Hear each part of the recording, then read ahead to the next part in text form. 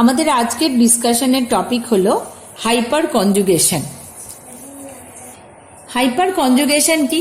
আমরা এর আগে রেজোনেন্স পড়েছি, ইন্ডাকটিভ এফেক্ট পড়েছি, এবং এই প্রতিটি এফেক্টই কি দেখেছি আমরা, সমযোজী বন্ধনে ইলেকট্রনের সরণ হচ্ছে। তাহলে হাইপার কনজুগেশন হচ্ছে কি? হাইপার কনজুগেশন ইজ, এটাও একটা ফেনোমেনা অফ, এটা সমযোজী বন্ধনে ইলেকট্রনের সরণের একটি পদ্ধতি হাইপার কনজুগেশন, এবং এর এফেক্ট স্বরূপ আমরা বিভিন্ন স্পিসিসের স্টেবিলিটিকে ব্যাখ্যা করতে পারবো। তাহলে দেখো, হাইপার কনজুগেশন অ্যাকচুয়ালি সমযোজী বন্ধনের ইলেকট্রনের সরণ। তাহলে এক্ষেত্রে ইন্ডাকটিভ এফেক্ট বা রেজোনেন্সের থেকে এর আলাদা বৈশিষ্ট্য কি? এর যে নামটা হলো হাইপার কনজুগেশন, তার নাম কারণটা কি?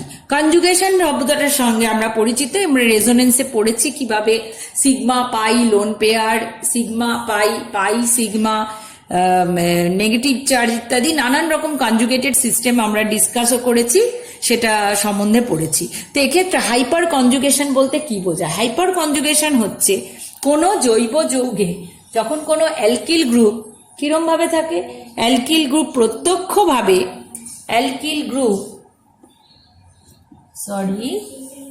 দেখতে পাচ্ছ কিনা, হ্যাঁ, অ্যালকিল গ্রুপ যাকে আমরা কি দিয়ে চিহ্নিত করেছি? আর দিয়ে।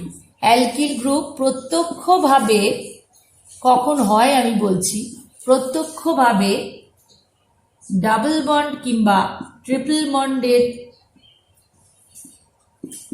সাথে যুক্ত কার্বনের সঙ্গে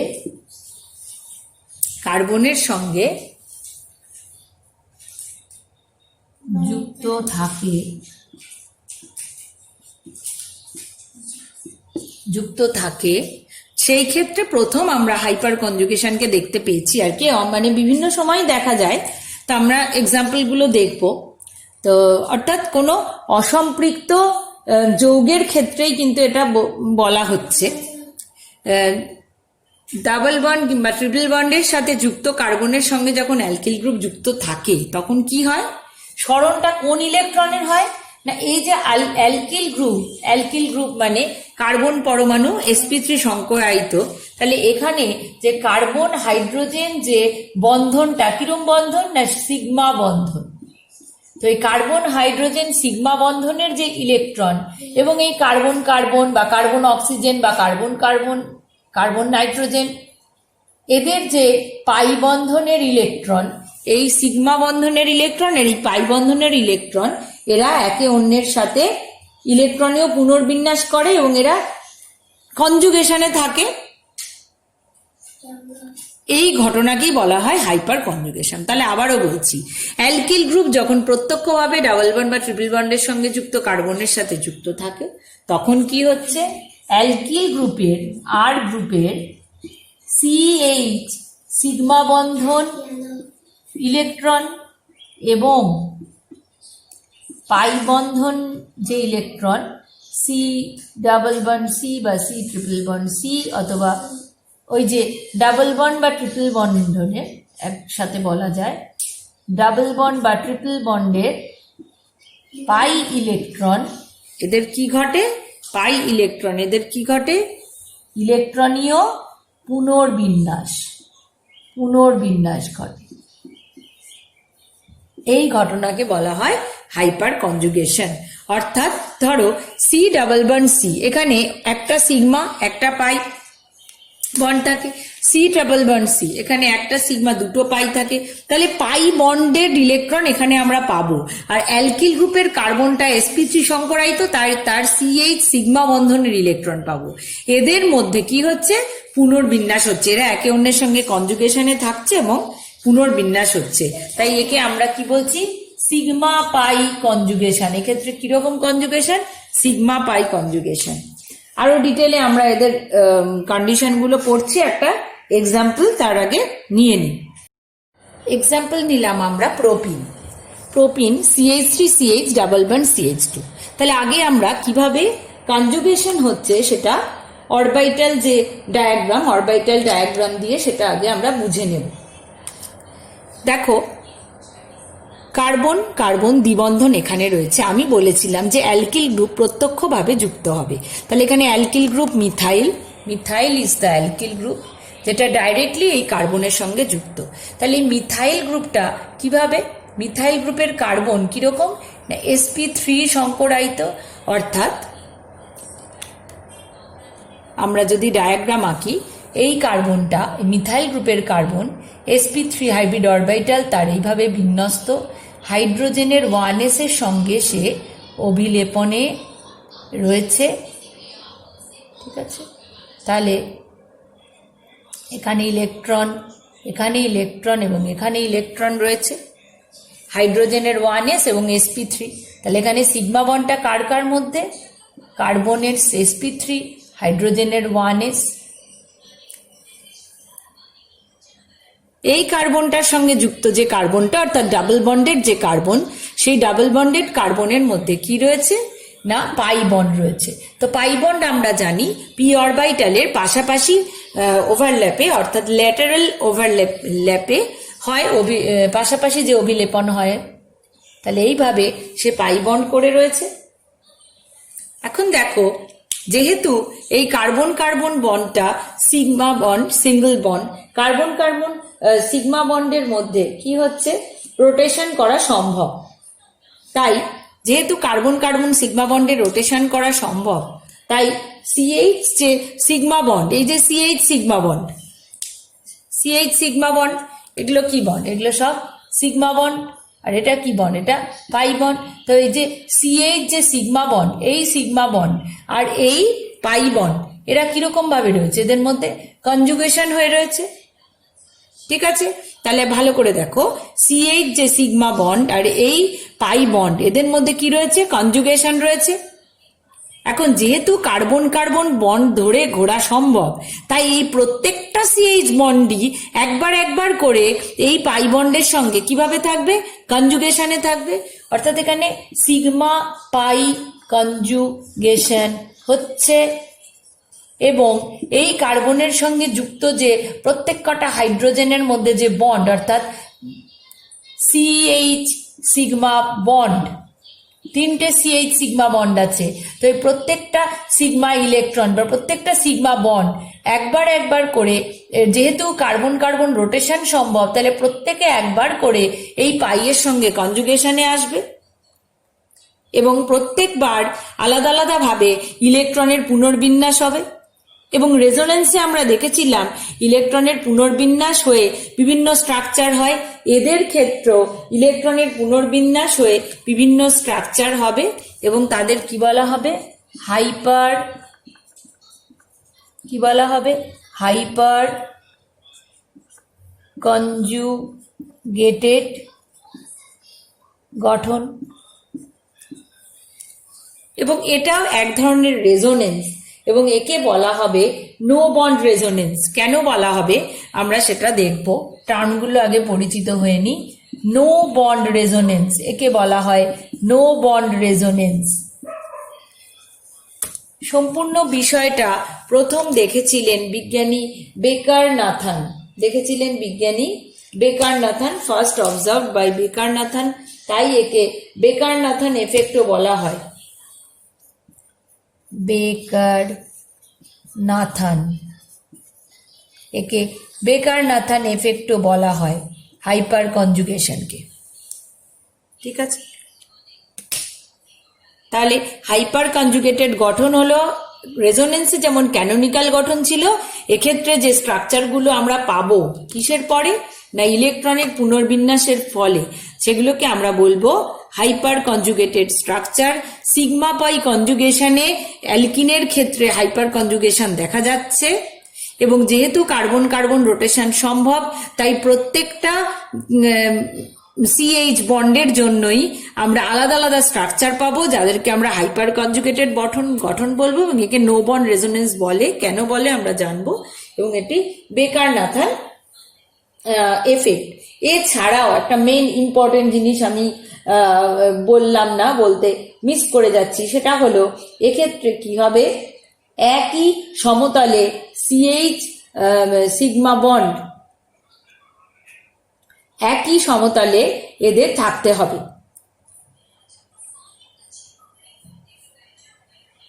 অর্থাৎ হাইপার কনজুগেশনে অংশগ্রহণকারী পরমাণুগুলোর যে কক্ষ, সাপোজ এই দুটো কার্বন পরমাণুর যে কক্ষ, সেই কক্ষগুলোকে সর্বদাই একই সমতলে থাকতে হবে।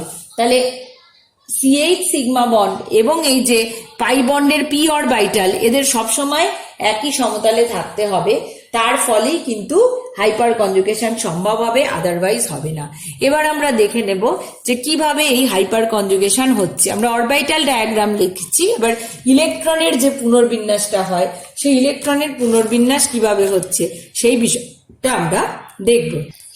প্রোপিন অণুতে হাইপার কনজুগেশন আমরা প্রথমে দেখব। তাহলে দেখো, কার্বন কার্বন দ্বিবন্ধনের সঙ্গে যুক্ত কার্বন হলো এই কার্বনটা, অর্থাৎ 1 2 3 নাম্বারিং করলে নাম্বার 3 কার্বন, যেটা অ্যালকিল গ্রুপের একটা অংশ। সেই কার্বনের সঙ্গে যুক্ত যে হাইড্রোজেনগুলো, সেই হাইড্রোজেনগুলোর মধ্যে এই যে CH সিগমা বন্ডের যে ইলেকট্রন, সেই ইলেকট্রন এবং পাই বন্ডের ইলেকট্রন, এদের মধ্যে পুনর্বিন্যাস হবে। এই আপাতত আমরা বুঝেছি। তো পুরো বিষয়টা আমরা এবার ইলেকট্রনের সরণটা আমরা দেখাবো যে কিভাবে হচ্ছে। তো যেহেতু কনজুগেশনে অংশগ্রহণ করছে, তাই এক্ষেত্রে কি হবে, ইলেকট্রনের শিফটিং হবে এই রকম। এই পাই বন্ধনের ইলেকট্রন সরে যাবে এই দিকে, এবং এই সিগমা এইচ যে বন্ধন, এই সিগমা এইচ বন্ধনের যে ইলেকট্রন, সেই ইলেকট্রনটা কমপ্লিটলি সরে যাবে এই দুটো কার্বনের মাঝখানে। সুতরাং পরের স্ট্রাকচারটা কি হবে, এইচ সি, এই হাইড্রোজেনের সঙ্গে এই কার্বনের কিন্তু আর বন্ধন রইল না, তাহলে ও কিরম ভাবে রয়েছে, প্লাস হয়ে রয়েছে। HC ডাবল বন্ড CH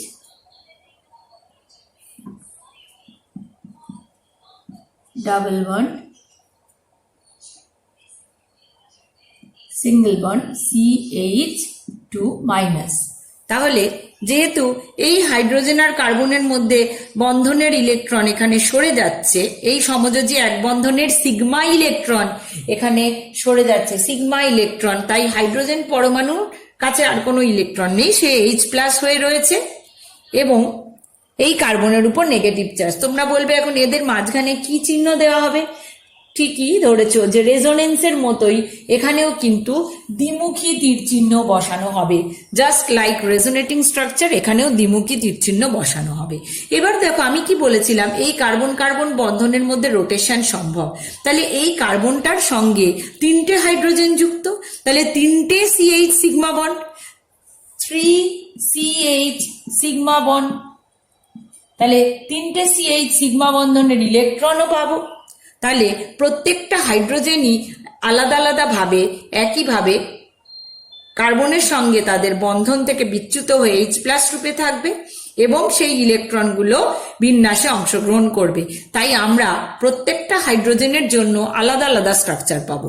আমরা ধরো এই হাইড্রোজেনটাকে নাম করেছিলাম A, তাই এটা A হাইড্রোজেন প্রোটন হিসেবে গেছে। একে নাম করি B, একে নাম করি C। তাহলে যখন B হাইড্রোজেনটা প্রোটন হিসেবে সরে যাবে, তখন স্ট্রাকচারটা কিরম হবে, H+ C CH2 মাইনাস। ওকে, সিমিলারলি যখন C হাইড্রোজেন, অর্থাৎ এই হাইড্রোজেনটা প্রোটন হিসেবে বেরিয়ে যাবে, অর্থাৎ পুনর্বিন্যাসে অংশগ্রহণ করবে, তখন কি স্ট্রাকচার হবে, HCH double bond C CH2 minus H+। অর্থাৎ 3বার আমরা দেখছি একই রকম স্ট্রাকচার পাচ্ছি, কিন্তু 3টে ভিন্ন ভিন্ন হাইড্রোজেন প্রোটন হিসেবে বেরিয়ে গেছে। তাহলে কটা স্ট্রাকচার আমরা এরকম করে পাচ্ছি, টোটাল 1 2 3 এতগুলো স্ট্রাকচার পাচ্ছি, এবং প্রত্যেকটা স্ট্রাকচারে আমরা দেখছি, সেই স্ট্রাকচারগুলো কি বলি আমরা জানি, হাইপার কনজুগেটেড স্ট্রাকচার। প্রত্যেকটা স্ট্রাকচারেই আমরা দেখছি কি হচ্ছে, এটা যদি এ হয়, এটা বি, এটা সি। ওকে, প্রত্যেকটা স্ট্রাকচারেই আমরা দেখছি হাইড্রোজেনের সঙ্গে কার্বনের বন্ধনটাই থাকছে না, তাই এই ঘটনাকে বলা হয় নো বন্ড রেজোনেন্স। রেজোনেন্সে কিন্তু এই ধরনের ঘটনা ঘটেনি, হাইপার কনজুগেশনে কিন্তু ঘটছে, অর্থাৎ একটা বন্ধনই আমরা পাচ্ছি না, একটা বন্ড মিসিং, তাই একে বলা হয় নো বন্ড রেজোনেন্স। হাইড্রোজেনের সঙ্গে কার্বনের কোনো বন্ধন না থাকায় একে নো বন্ড রেজোনেন্স বা বন্ধনবিহীন রেজোনেন্স বলা হয়। এবং এই যে হাইপার কনজুগেশন কিন্তু একটা পার্মানেন্ট এফেক্ট, অর্থাৎ স্থায়ী যাকে বলা হয়, এটা কিন্তু স্থায়ী এফেক্ট, কোনো টেম্পোরারি এফেক্ট নয়। তাহলে আমরা কি কি পড়লাম হাইপার কনজুগেশন সম্বন্ধে? এক্ষেত্রে দেখলাম যে সিগমা পাই কনজুগেশন হতে হচ্ছে, একে নো বন্ড রেজোনেন্স বলা হচ্ছে। সিগমা পাই কনজুগেশন হয়ে কেন হলেও শুধু হচ্ছে না, এবং মানে ওরা একই সমতলে থাকতে হচ্ছে, হাইড্রোজেনের সঙ্গে কার্বনের বন্ডই থাকছে না, তাই একে নো বন্ড রেজোনেন্স বলা হচ্ছে। এই স্ট্রাকচারগুলোকে আমরা বলছি হাইপার কনজুগেটেড স্ট্রাকচার, এবং এটা একটি স্থায়ী এফেক্ট।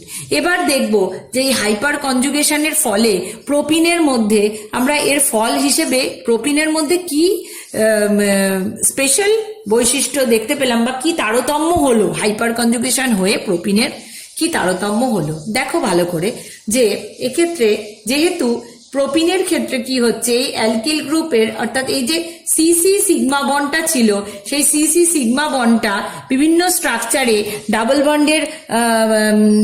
ডাবল বন্ড ক্যারেক্টার পাচ্ছে, এবং যে সি ডাবল বন্ড সি ছিল, অর্থাৎ অ্যালকিনের জন্য যে সি ডাবল বন্ড সি ছিল, অর্থাৎ ইথিলিনের জন্য যেটা ছিল, সেই সি ডাবল বন্ড সি এর যে নেচারটা, সেটাও আবার এখানে এক বন্ধন হয়ে যাচ্ছে। তাহলে তার ফলে কি হচ্ছে, তার ফলে হচ্ছে ধরো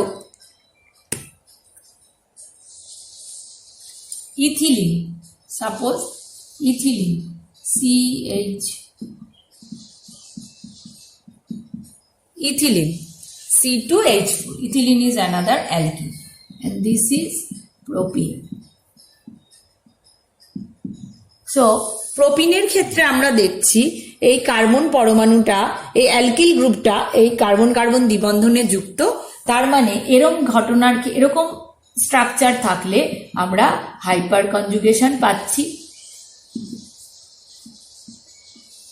তার জন্য কি হচ্ছে, এই সিসি যে সিগমা বন্ডটা সেটা খানিকটা দ্বিবন্ধন চরিত্র পাচ্ছে, অর্থাৎ তিনটে স্ট্রাকচারে তাকে আমরা দ্বিবন্ধন হিসেবে দেখছি, এবং এই সিসি ডাবল বন্ডটা এটা কি পাচ্ছে, খানিকটা এক বন্ধন চরিত্র পাচ্ছে।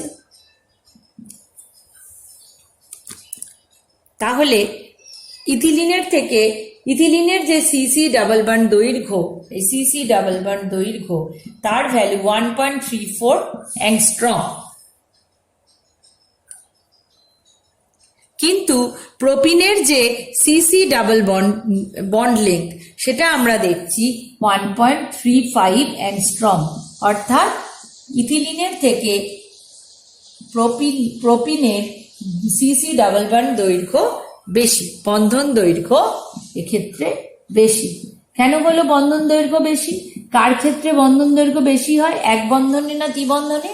এক বন্ধনে বেশি হয়। তাহলে যেহেতু এক্ষেত্রে এক বন্ধন চরিত্র ডেভেলপ করছে হাইপার কনজুগেশনের জন্য, তাই তার সিসি ডাবল বন্ডের যে বন্ধন দৈর্ঘ্য সেটা নর্মাল ইথিলিনের সিসি ডাবল বন্ডের বন্ধন দৈর্ঘ্য অপেক্ষা বেশি হয়।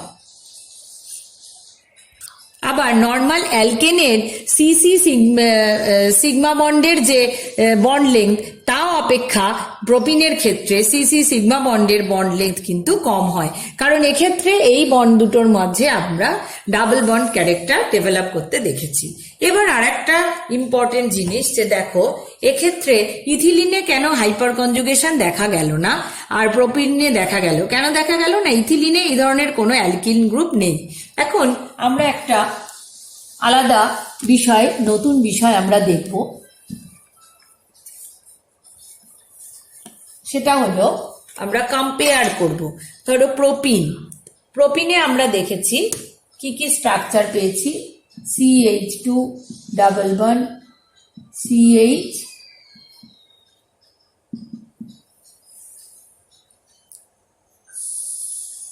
এই ধরনের স্ট্রাকচার আমরা কটা পেয়েছি, তিনটে হাইড্রোজেনের জন্য, তিনটে CH বন্ডের জন্য এই ধরনের স্ট্রাকচার আমরা কটা পেলাম, তিনটে পেলাম।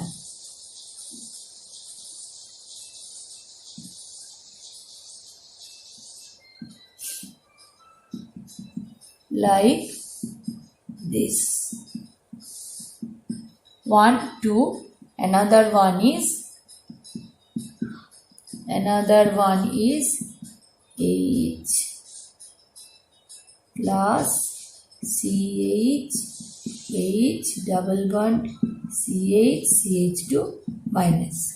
তাহলে আমরা কটা স্ট্রাকচার পাচ্ছি, তিনটে হাইপার কনজুগেশন স্ট্রাকচার পাচ্ছি, কনজুগেটেড স্ট্রাকচার পাচ্ছি বা নো বন্ড রেজোনেটিং স্ট্রাকচার পাচ্ছি। এখন ধরো এটা কার জন্য পেলাম, প্রোপিনের জন্য। এখন ধরো এই অ্যালকিল গ্রুপটা এখানে চেঞ্জ হয়ে গেল, অর্থাৎ CH3 CH2 CH CH2। এখন দেখো কার্বন কার্বন দ্বিবন্ধনের সঙ্গে যুক্ত যে কার্বন, সেই কার্বনটা হলো দিস ওয়ান। এই কার্বনটাকে কি বলা হয়, নতুন একটা টার্ম আমি বলছি, আলফা কার্বন। আমরা টটোমারে পড়েছিলাম আলফা কার্বনের কথা, এবং এই আলফা কার্বনের সঙ্গে যুক্ত যে হাইড্রোজেনগুলো তাদেরকে বলা হয় আলফা হাইড্রোজেন। তাহলে ভালো করে দেখো, আমরা দেখলাম হাইপার কনজুগেশনে অংশগ্রহণ কারা করছে, সেই হাইড্রোজেনগুলো যারা সেই কার্বনের সঙ্গে যুক্ত, যেটা দ্বিবন্ধনের সঙ্গে যুক্ত, অর্থাৎ আলফা কার্বনের সঙ্গে যুক্ত। তার মানে কারা অংশগ্রহণ করছে, আলফা হাইড্রোজেন অংশগ্রহণ করছে। তাহলে প্রোপিনে আমরা দেখেছিলাম কটা CH সিগমা বন্ডের ইলেকট্রন অংশগ্রহণ করছে, তিনটে। যেহেতু তিনটে হাইড্রোজেন আছে, তিনটে আলফা হাইড্রোজেন, তাহলে তিনটে CH সিগমা বন্ডের ইলেকট্রন পুনর্বিন্যাস হচ্ছে। তাহলে হাইপার কনজুগেটেড স্ট্রাকচার তিনটে আলফা হাইড্রোজেনের জন্য, আলফা হাইড্রোজেন কোনগুলো, এই তিনটে হাইড্রোজেন যেটা আলফা কার্বনের সঙ্গে যুক্ত, তিনটে আলফা হাইড্রোজেনের জন্য তিনটে স্ট্রাকচার পাচ্ছি। তিনটে আলফা হাইড্রোজেনের জন্য আমরা কটা স্ট্রাকচার পাচ্ছি, তিনটে হাইপার কনজুগেটেড স্ট্রাকচার পাচ্ছি। তাহলে এখানে আলফা হাইড্রোজেনের সংখ্যা কত, এই কার্বনটার সঙ্গে যুক্ত হতে হবে যে কার্বন, সেটা আলফা কার্বন, অর্থাৎ এটা হলো আলফা কার্বন। আলফা কার্বনের সঙ্গে যুক্ত হাইড্রোজেনের সংখ্যা আমরা দেখছি কটা, দুটো। তাহলে এখানে 2 আলফা হাইড্রোজেন, তাহলে স্ট্রাকচার কত হবে, দুটো। ঠিক আছে। সিমিলারলি আমরা যদি CH3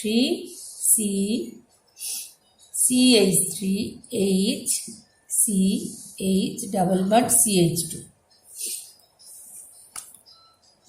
এই অ্যালকিনটার ক্ষেত্রে আমরা কি দেখছি, এর ক্ষেত্রে কটা আলফা হাইড্রোজেন, কার্বন কার্বন দ্বিবন্ধন, এর সঙ্গে যুক্ত কার্বন এটা, তাহলে এটা হলো আলফা কার্বন। তাহলে এই আলফা কার্বনের সঙ্গে যুক্ত হাইড্রোজেন আমরা দেখব কটা, একটা, বাকি দুটো আরো দুটো অ্যালকিল গ্রুপ। তাহলে আলফা হাইড্রোজেনের সংখ্যা এখানে কত,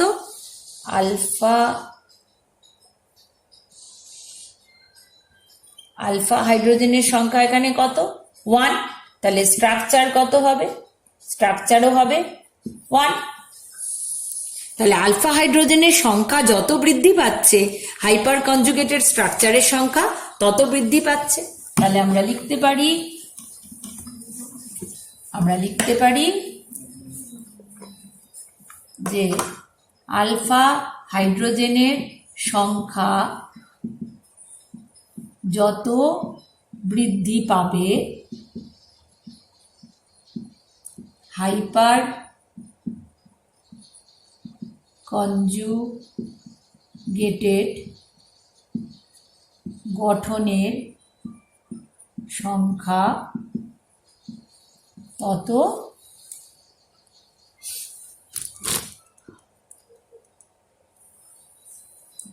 বৃদ্ধি পাবে। যত বেশি সংখ্যক আলফা হাইড্রোজেন, তত বেশি সংখ্যক sigma H sigma bonded electron কি করবে, পাই বন্ডেড ইলেকট্রনের সঙ্গে পি কনজুগে বিন্যাসে যাবে, ইলেকট্রনীয় পুনর্বিন্যাসে যাবে এবং তত বেশি সংখ্যক হাইপার কনজুগেটেড স্ট্রাকচার আমরা পাবো।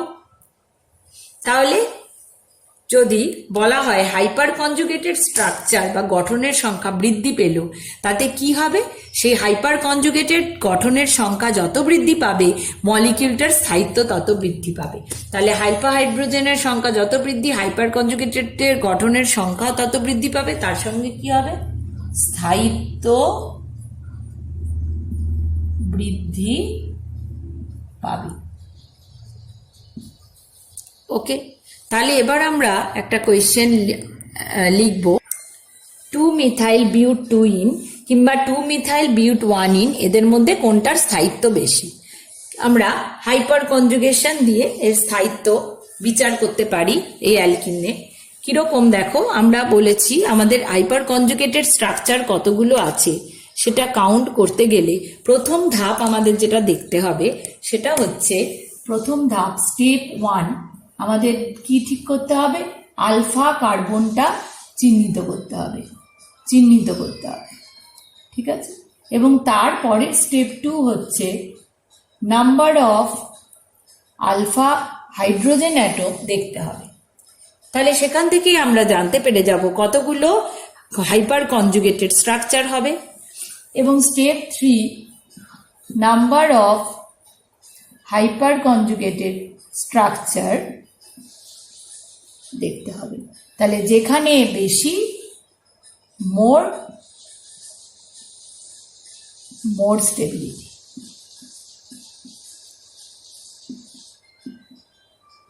অর্থাৎ আলফা কার্বন আগে চিহ্নিত করো, নাম্বার অফ আলফা হাইড্রোজেন আগে দেখো, তারপরে কতগুলো তাহলে স্ট্রাকচার হবে সেখান থেকেই বুঝতে পেরে যাব।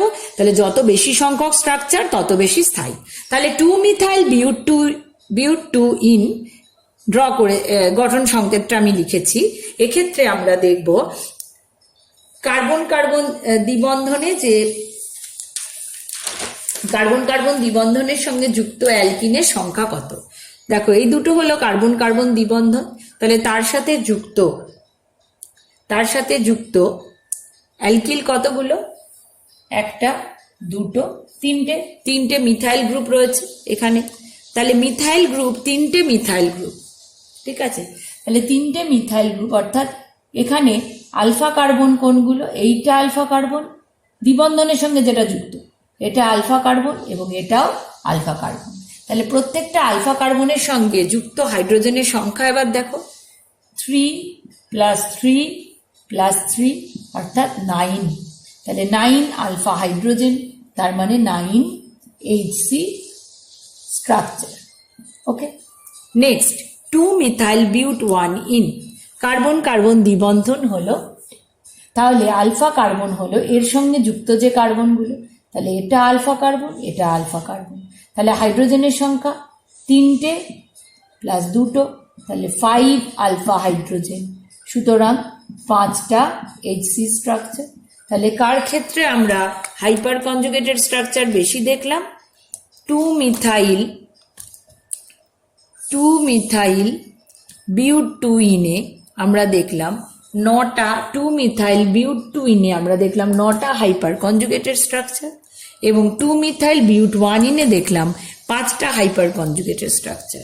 তাহলে স্টেবিলিটি কার বেশি হবে, যে ক্ষেত্রে বেশি সংখ্যক, তাহলে 2-মিথাইল বিউট 2-ইন হবে মোর স্টেবল দ্যান 2-মিথাইল বিউট 1-ইন। ওকে, নেক্সট এক্সাম্পল, ABC দিয়ে ডিনোট করা আছে 3টে স্ট্রাকচার, 3টে অ্যালকিন।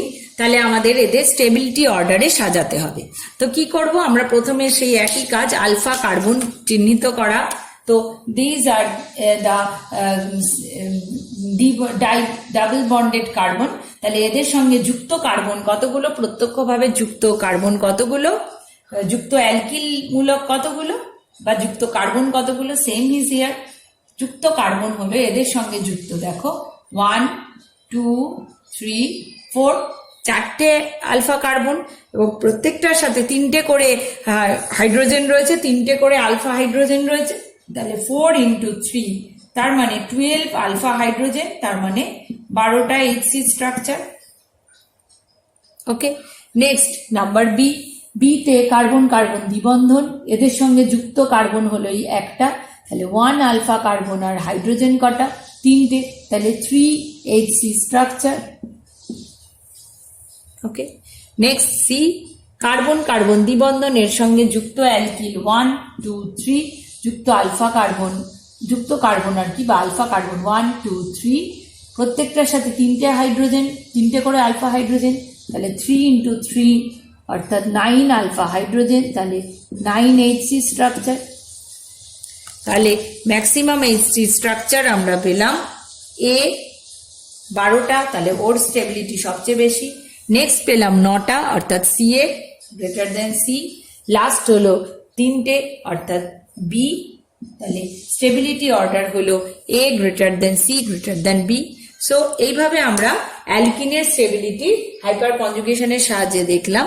নেক্সট ক্লাসে আমরা ইন্টারমিডিয়েট কাকে বলে দেখব, এবং সেখান থেকে প্রত্যেকটা ইন্টারমিডিয়েটের স্টেবিলিটিতে বিভিন্ন এফেক্টের প্রভাব দেখব, এবং সেখানে হাইপার কনজুগেশন এফেক্টও আসবে, এবং তার থেকে আমরা অনেক প্রবলেম সলভ করব।